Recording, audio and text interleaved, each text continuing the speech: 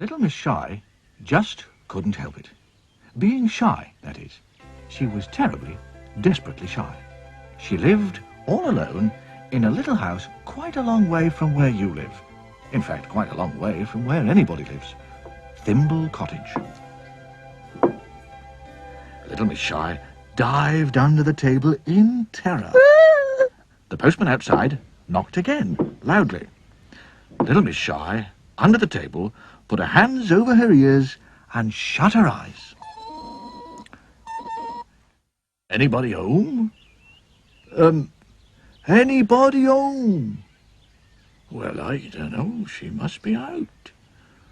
The postman pushed the letter he was carrying through the letterbox and walked away. Little Miss Shy waited and waited and waited, long after the sound of his footsteps had died away. And then she waited some more. It was dark by the time Little Miss Shy dared to come out. And there it was, on the doormat, the very first letter she'd ever had in the whole of her life. She opened it very cautiously. Oh, it's from Mr. Funny. Ha-ha! You are invited, wrote Mr. Funny, to a party. Ha-ha! On Saturday at 3 o'clock. And it's going to be fun, fun, and fun. Little Miss Shy was horrified. Fun? She looked at the letter again. I can't go. Can't. There'll be people there. People. In the whole wide world, there was absolutely nothing that frightened Little Miss Shy as much as the thought of people. She worried about it all night long. But the following morning, she had made a decision. I'll have to go. It wouldn't be polite to refuse. But 5 minutes later, she changed her mind. I'll have to refuse. And 5 minutes later, she changed her mind back again. I'll have to go. But 5 minutes later, guess what happened? That's right. Can't go. She didn't sleep much that night at all. The following morning was Friday. Miss Shy awoke with a smile. She was going to the party. Right. I'm going. Yes, I've definitely decided. I'm going. That Friday, Little Miss Shy changed her mind 144 times. That's how many 5 minutes there are in a day. She was going to the party. She wasn't going. It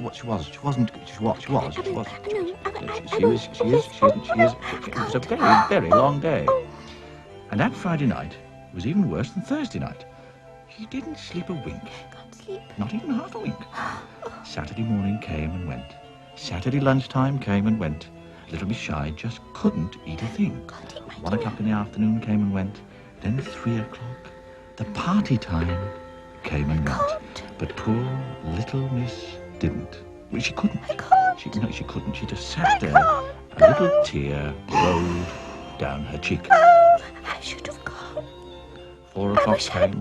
There was a loud knock at the door. The door opened, and in walked Mr. Funny. I knew you wouldn't come. So I've come to take you to the party. I couldn't. No. Come on. You'll enjoy it, won't you? Come on, off we go. And he marched the blushing little lady off to his party. Everybody was there. Come to a party, come to a dance. Come out and play with us, just take a chance. Little Miss Shy, you seem so afraid. Try it before it's too late.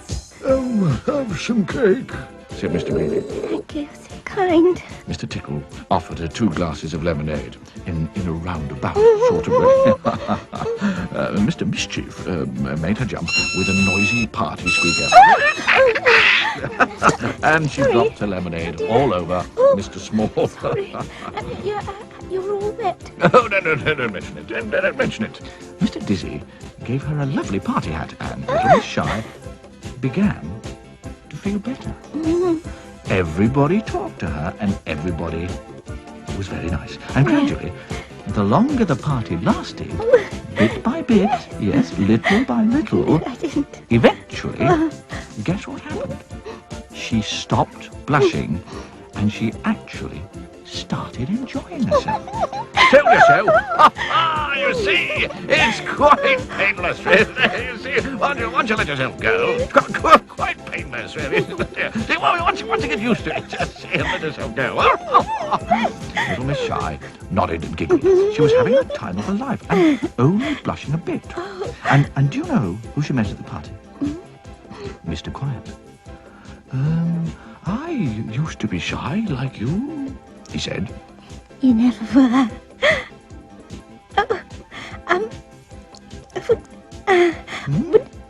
Would you like to come to the little cottage for tea tomorrow? Me? Tea? Tomorrow, replied Mr. Quiet, blushing like a whole sack full of beetroots. And then he fainted.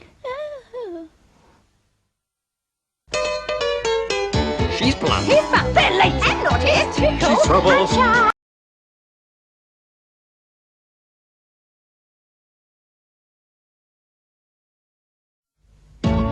Sometimes in sunshine, sometimes in style, sometimes with no time or just with a smile.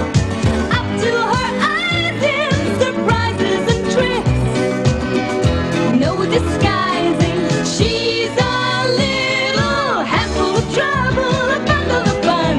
Glad you could make it, so glad you could come. Little Miss, we're waiting for you. Ready, steady, how do you do? Little Miss Helpful was one of those people who love to help other people. Nice day for helping someone. Do you know what I mean? I mean, for instance, like the time when one of Mr. Tall's shoelaces came undone. Now, if you're as tall as Mr. Tall, tying your shoelaces isn't the easiest thing in the world, as you can imagine, I say, let me help. said Little Miss Helpful, rushing up to where Mr. Tall stood looking down at his shoelaces. But somehow, she managed to tie Mr. Tall's shoes together. Oh! And he fell over.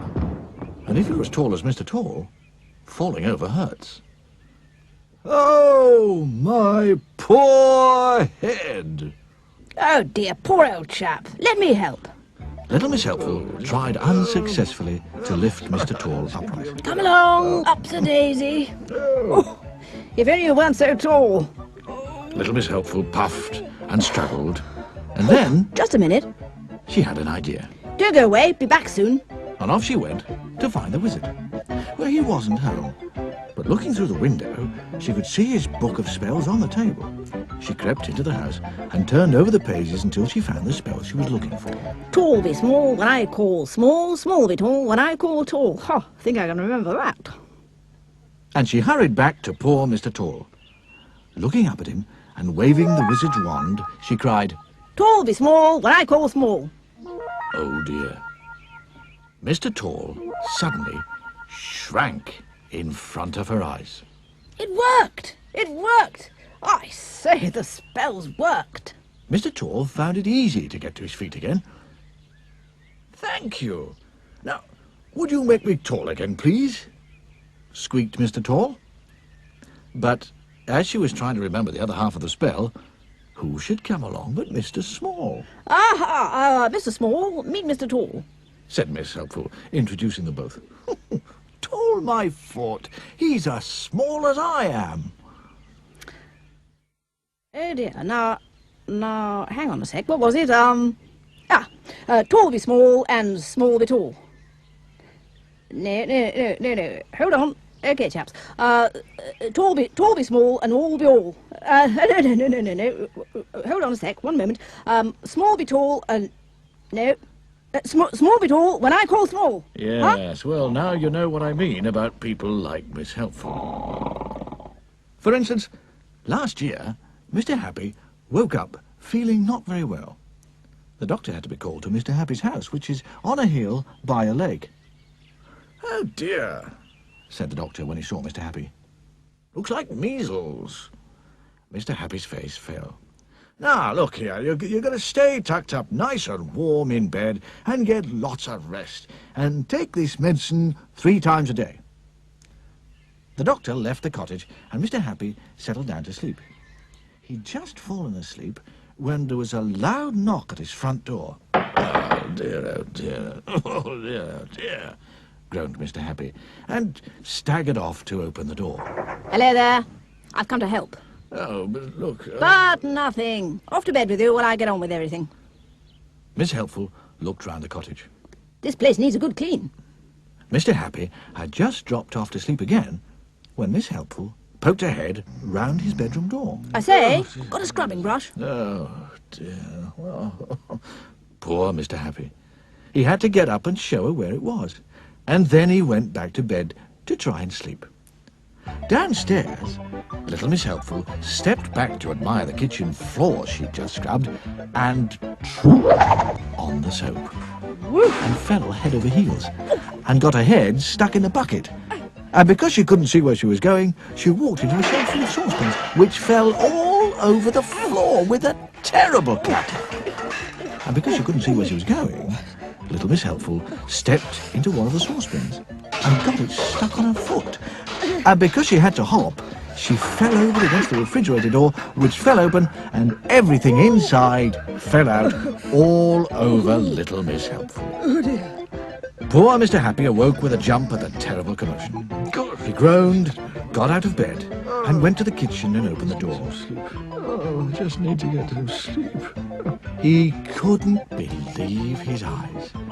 There in the middle of a pile of broken eggs, and a scrubbing brush, and rolling saucepans, and a lot of water, spilt milk, squashed butter, and a piece of soap, sat little Miss Helpful, with a bucket on her head, and a saucepan on her foot.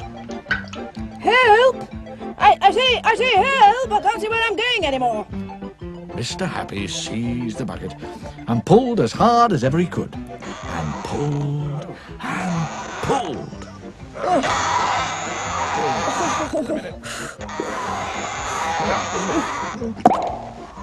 The bucket came off the top of little Miss Helpful's head like a cork out of a bottle, and Mr. Happy shot backwards like a bullet from a gun. He went flying through the kitchen door. He shot across the garden and straight through his garden hedge. He rolled down the hilly field behind his garden, faster and faster, and then he finished up in the lake with a bucket on his head. And a little figure with a saucepan on one foot came half running, half hopping out of Mr. Happy's house and down towards the lake.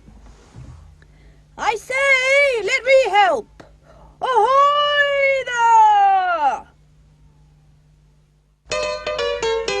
She's plump. He's fun. They're late. And naughty. Twinkle. She's trouble. Sunshine. We're helpful, tiny, neat. I'm silly. She's happy. She's little Miss Sunshine. I'm fuzzy and greedy. And look, Roy. I'm Julie. It's magic.